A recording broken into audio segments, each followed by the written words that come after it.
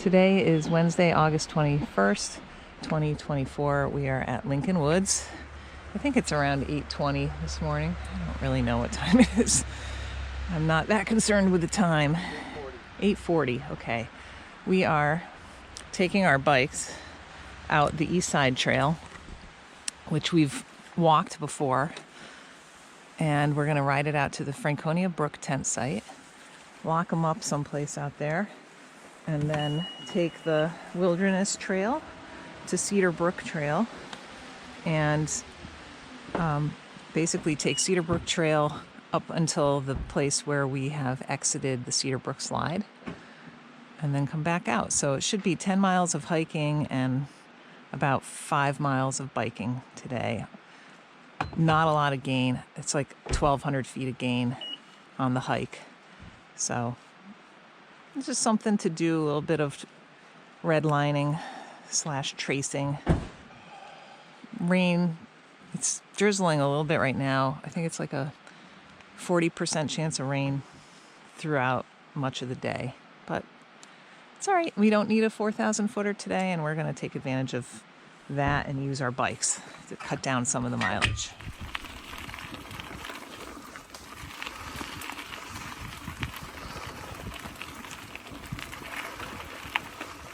The road was really washed out back there, which was tricky for us. Completely washed out. But this part here is pretty good. Still a little bumpy. It would be easier if I were paying more attention to where the rocks are. But yeah, it's a pretty nice ride out here, except for that washed out area that was probably a tenth of a mile or two maybe. We just rode down through the campground. I didn't see any sites occupied. Right where that tree is right there is the privy. It has one moldering toilet in it. And now we're right at the edge of the wilderness. No bicycles. So we just locked up our bikes. Entering the Pemi. And this was an old railroad, so it's going to be pretty gentle grades. We've taken this part of the Wilderness Trail before, so it won't be new to us today, but we're just coming out to get the end of Cedar Brook that we haven't done. And that is new to us. It's going to have some wet spots. It's going to have some open areas where there were railroad camps. I think there's 2 camps on it, I think. I have to look at my map. And it's just going to be a woods walk today. It wasn't supposed to rain, but it was raining at the parking lot. It's not raining now, so see how it goes. All right, we're off.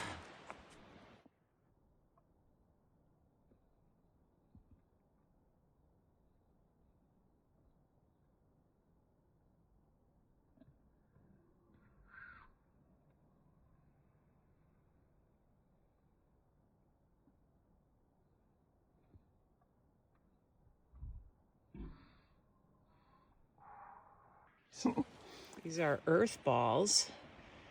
They're related to a puffball, and they are puffin'. So I just got my hand totally with that one. There we go. All right. Lots and lots of different mushrooms and other slime molds, all kinds of things. We just popped out of the trees right here, and then the trail's going to go along and back into the trees, I think, right there. Got a little bit of light rain, but when we're in the trees, you don't really feel it. It's just out here. It's funny too, because the sun is trying to come out, so we'll see. It's beautiful. Good place for a little dip in the river, I'd say, too. All right. Okay, we're a little bit over a mile in from the campsite, and we have a little water crossing with kind of a washed out bank on that side. There goes John. Okay. All right, we made it to the junction with Cedar Brook Trail. So East Side Trail came up here. That was the last, I don't know, half mile was probably the gain. It was 351 feet of gain so far. Most of it was right at the very end. Nothing particularly steep. And now we're going to head out on Cedar Brook right here, which looks much more level. I believe this also was a spur. I know it was. It was a spur of the railroad. So it should be a little bit flatter for a while. And the gain, I think there's like 400 feet of gain in the last mile of it. And it's gentle gain prior to that, like maybe 200 per mile. Less than that, 150 per mile. So we're going to go that way. This is the Wilderness Trail here. We've come down from Thoreau Falls and then junctioned with the Wilderness Trail a little further up. So we still have a chunk of the Wilderness Trail to finish, but we're going to do that probably on an overnight, maybe next week. Maybe, I don't know when. But for that, we're going to come in on Ethan Pond and go down Shoal Pond. Maybe we'll go down Thoreau Falls and then up Shoal Pond. I don't know. We're going to do a loop over there. Okay, but for now, we're just going to go out here and then turn around. So we don't really have like a destination. We're just going to get down to... Hit some trails. Yeah, just finishing up this trail. So it's not particularly heavily used at all. But I'm excited. I like that. Yeah, I can see they're not railroad ties, but they're remains of, maybe they were ties at one point. I don't know what they are. Skidder Road or something. Okay. Let's go see what Cedar Brook Trail has in store for that. This is one of my favorite little fungi to find because you always see the green wood. See that? But the fruiting bodies are a little harder to come by. I feel like they come later in the season. So we're at the end of August and that's about as early as you're going to find them. They're little. This is just laying in the trail. There's also some right here. Oh, they're so cool. I can't remember the Latin name right off the top of my head. I can't remember it. It's so close to the tip of my brain. I think their colloquial name is green elf cups, I believe. I'll find the name and stick it in the video. That's cool. I love seeing that green wood. Oh, we just came through an area that I believe was one of the logging camps. And this is a piece of rail. It's about 10 feet from the trail. We've got an old, I don't know what it is, little bin. And this is a pull tap bud. So I think that the logging camps went to 1934. I'll have to look at my map. I don't know when pull tabs came into being on those cans off the top of my head, although I have looked it up before, so of course. Oh, there's a bucket or something. Ooh, boy, graceful. I believe that is a bucket. There's a blowdown right here, though. So I'm just going to lean. There it is. Okay, that's really the first things that we've seen other than like old railroad ties. Okay, we're definitely at the campsite for sure now because we've got the logging camp. Yeah, we've got all kinds of metal in here. This looks like part of a stove, or maybe the whole stove, all in pieces. We've got a drum. Up there's a bucket.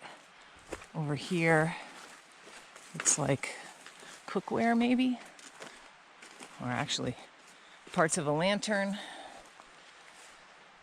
parts of a tub, maybe pot. Some big pieces of metal over here. Oh, there's more right there. Something there. This is not metal, actually. It's like ceramic. I don't know what that is. It's upside down. Container for something. Of course, these are all artifacts, so not to be disturbed. There's another big piece. This might be rail. Yeah, this is a piece of rail. Another piece of rail. Okay, and I looked on my map. Oh, here's more of that pipe.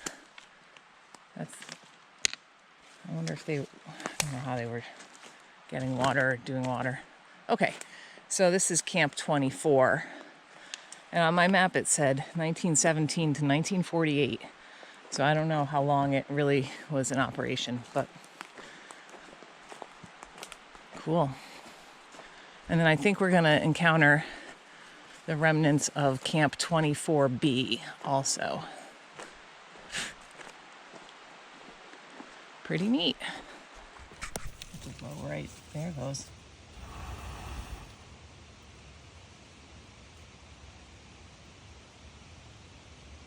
Do it again.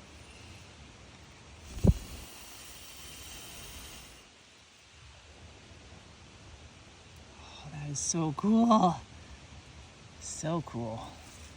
This mushroom, it's like a cup, and it disperses its spores when it gets a stiff breeze in it. And so I've been blowing in a bunch of them every time I see them, and I never see anything do anything. And I just got down and I blew as hard as I could in it, and I came away and it hadn't done anything, and then it shot them all out. So I'm gonna do it one more time.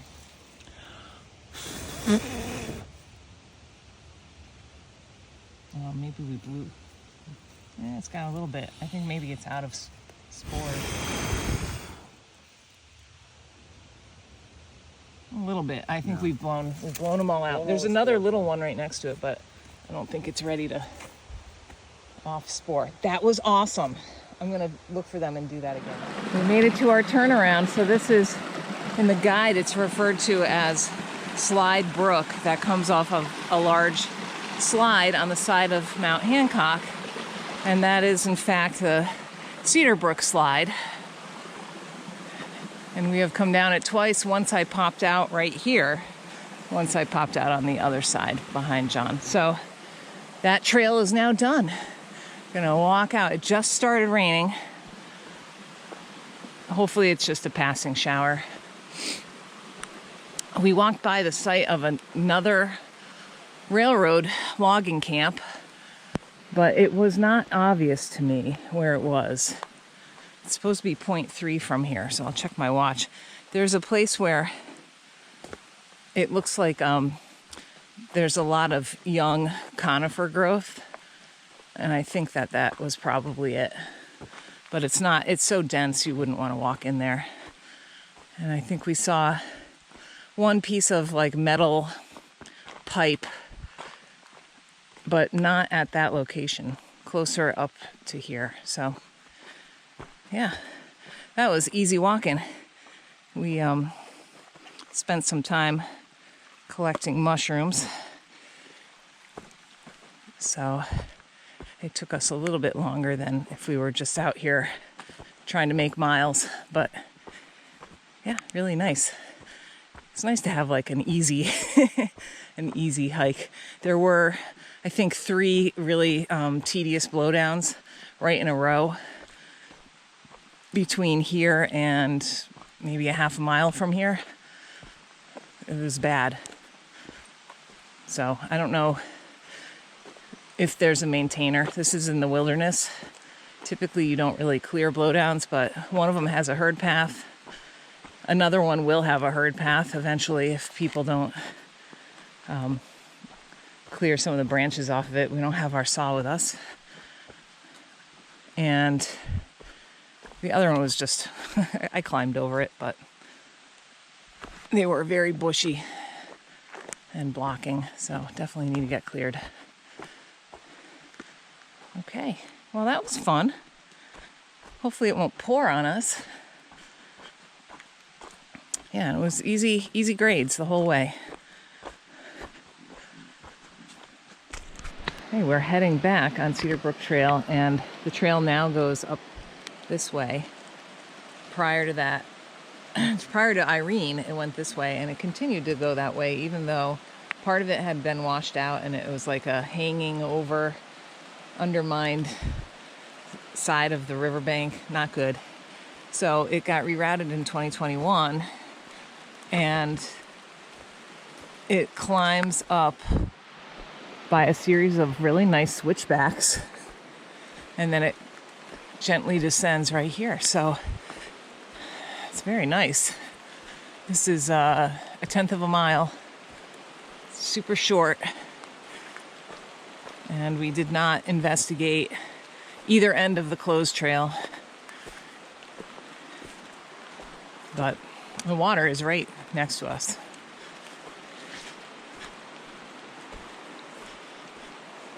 Super nice footbed.